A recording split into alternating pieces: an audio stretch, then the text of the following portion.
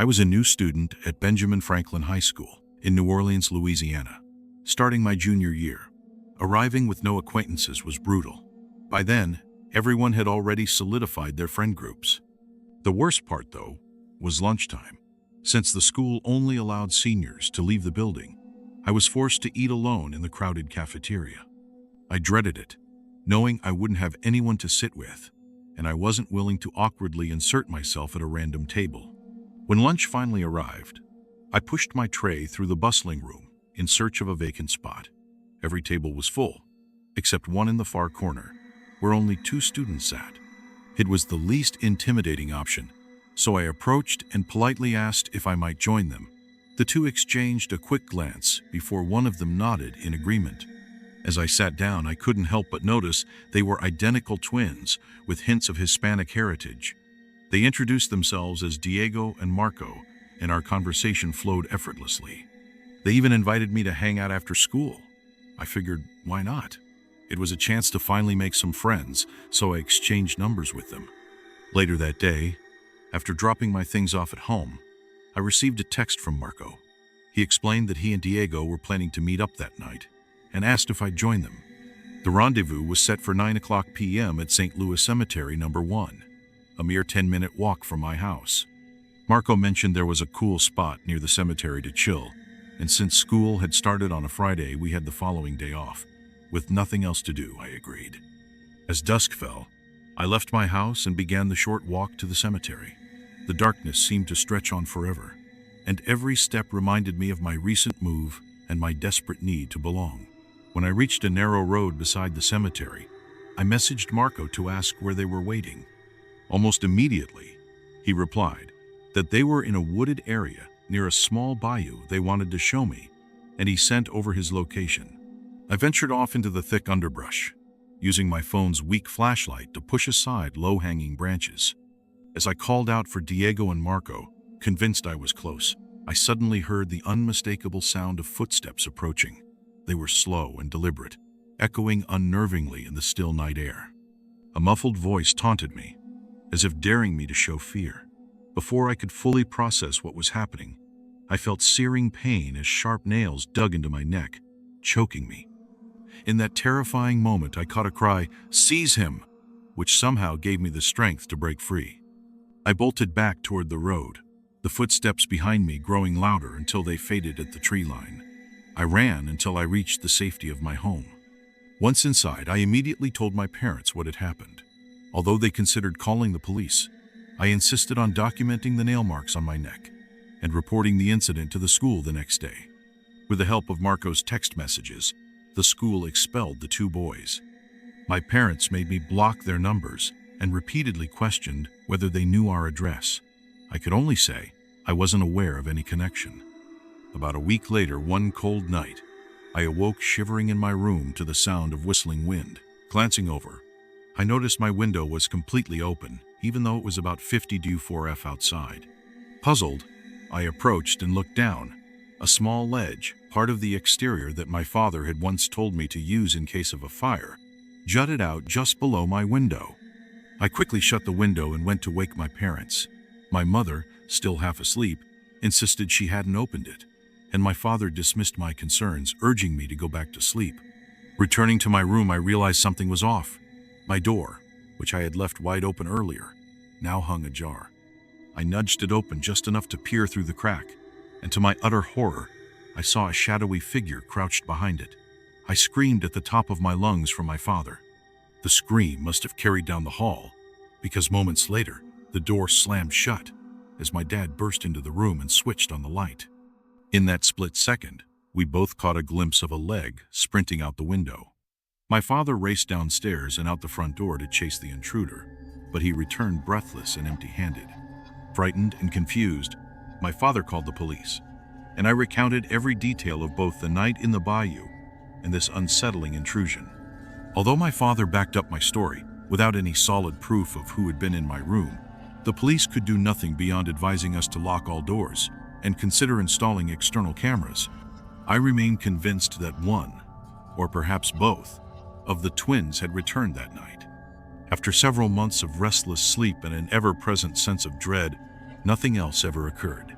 Looking back, I still can't fathom why I agreed to meet those boys in the woods on that fateful night. I should have known, back in the cafeteria that day, that they were trouble, and I should have stayed far away.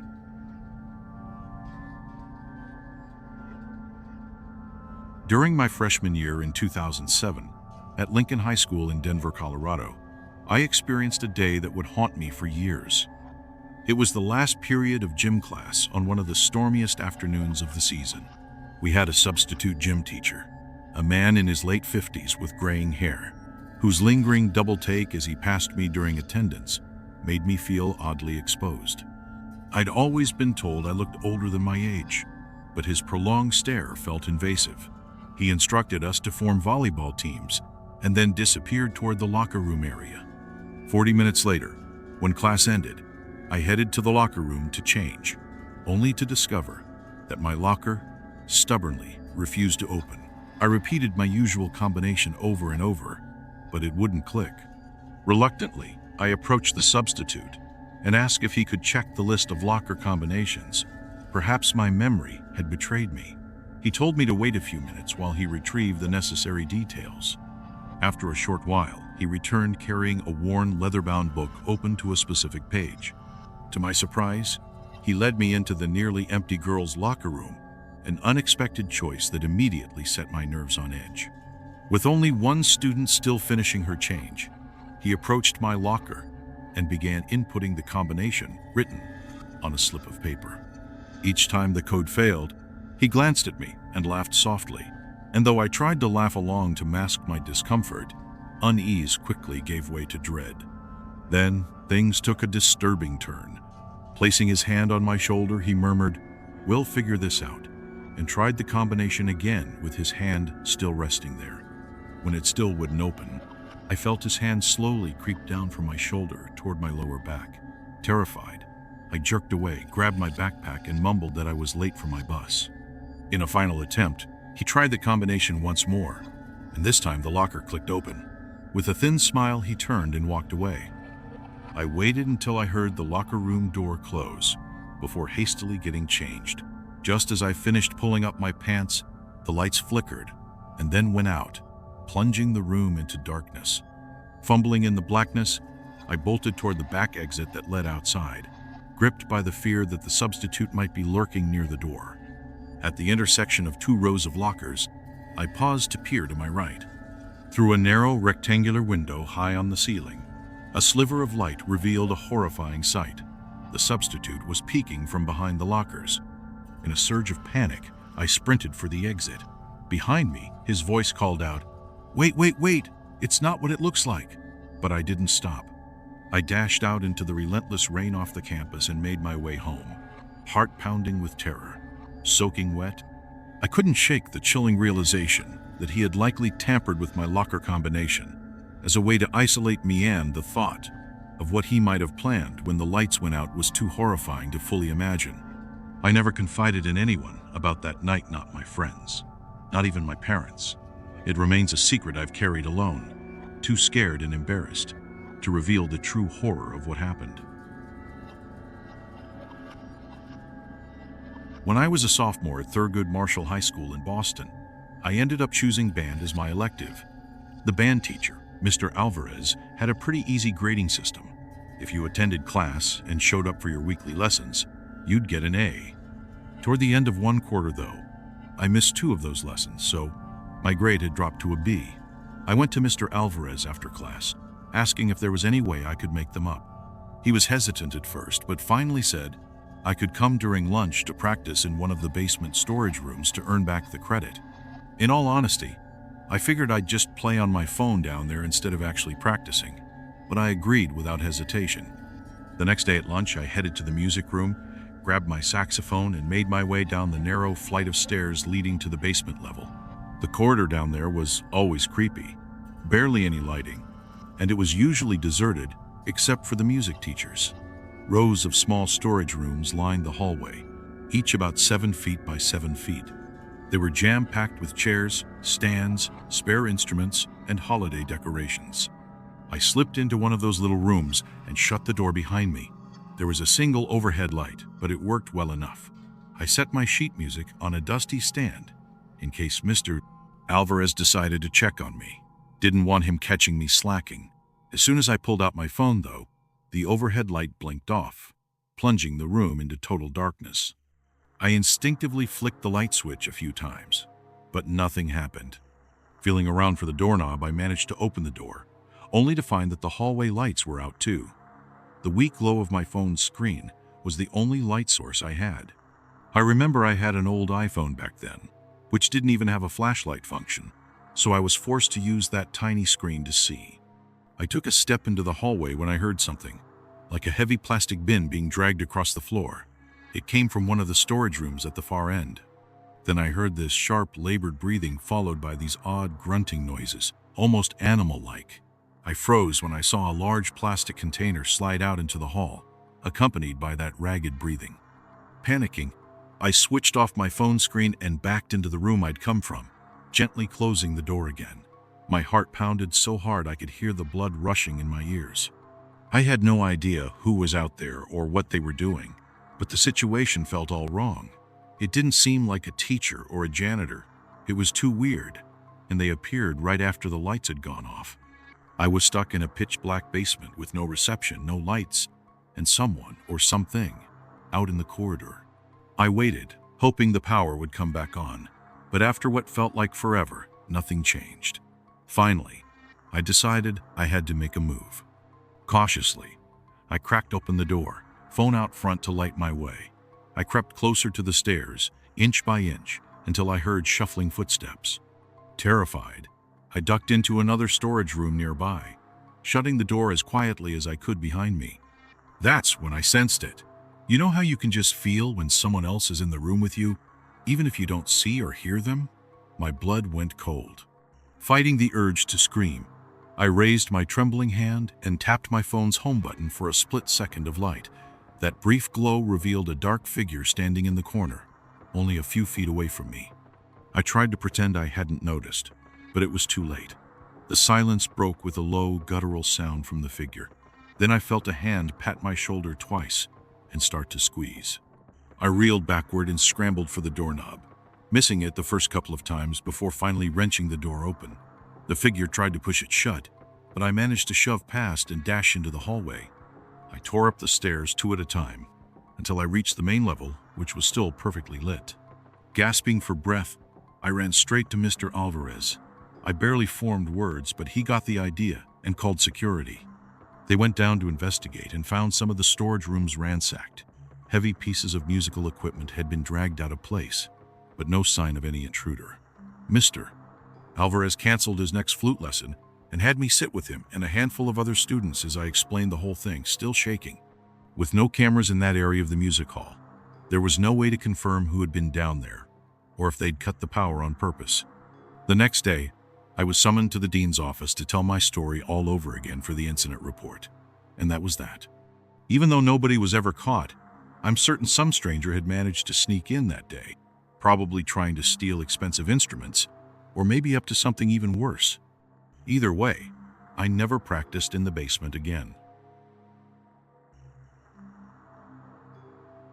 One night, my friends and I devised what we thought was the perfect plan.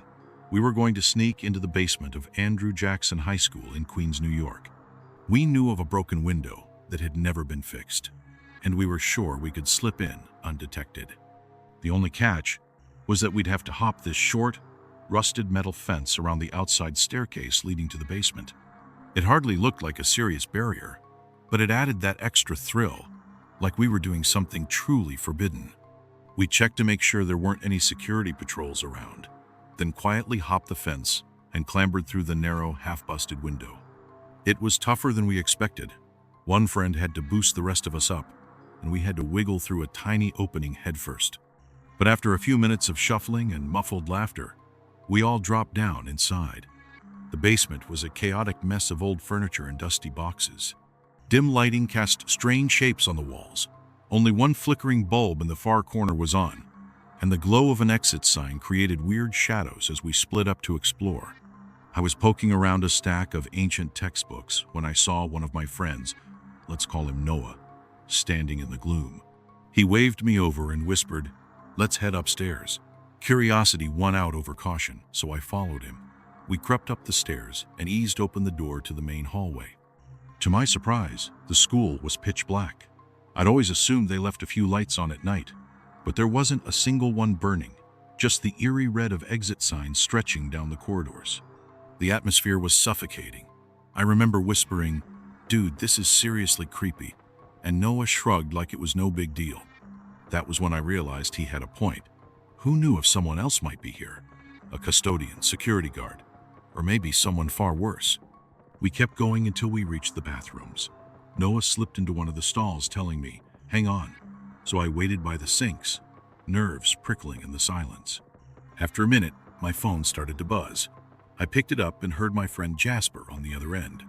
"Where are you guys?" he asked in a hushed voice. Confused, I replied, "Upstairs with Noah." "That's impossible," he said. "Noah's here with Ethan and me." I heard both Ethan and Noah call out greetings in the background, voices echoing as if on speaker. My mind froze. I tried to say something, anything, but all that came out was "I."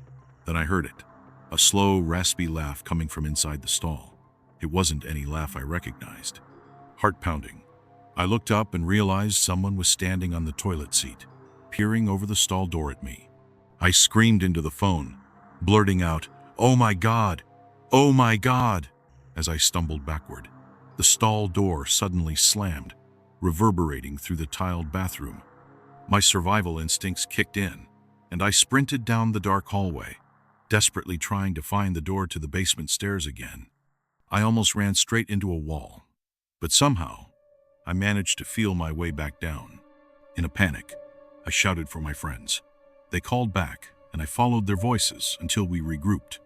One by one, we scrambled onto an overturned bucket we'd used as a step, hoisted ourselves through the narrow window, and tumbled outside. I was first through, terrified that whoever, or whatever, I'd seen in the bathroom was right behind me. Standing together on the grass, we were all shaking and out of breath, but our adrenaline soon turned to nervous laughter. We were safe, at least we thought so, until we glanced up at the school building. In one of the windows on the first floor, we saw a figure with both hands pressed against the glass, face partially obscured by shadows.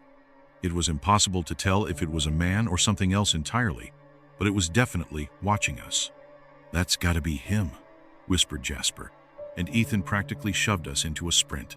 We didn't stop until we were well off school grounds. In the following days, we tried to come up with logical explanations. Maybe we spooked a random stranger, or someone was pulling a prank on us, but nothing ever fit quite right. Suffice it to say, we never tried anything like that again. The memory of that figure peering over the stall, and later staring at us from the window, still sends a chill down my spine whenever I pass by Andrew Jackson High. Sometimes I can't help but wonder who, or what, it really was.